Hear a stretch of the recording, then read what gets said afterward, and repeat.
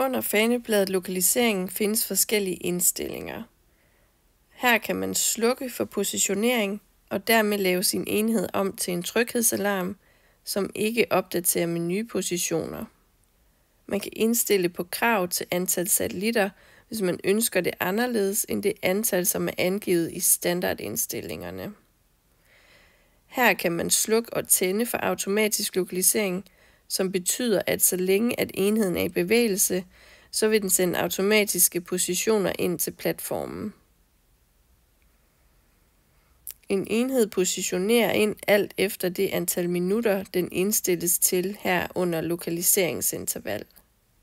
Man kan aktivere LTE-lokalisering, hvis man ønsker positioner via GSM-master eller LTE, som er det mobile netværk. Hvis en enhed er forlagt i eksempelvis et møbel eller en skuffe, så kan man trykke på den her Find mig-lyd, og enheden vil efter kort tid afgive en lyd, der kan hjælpe til at finde den igen.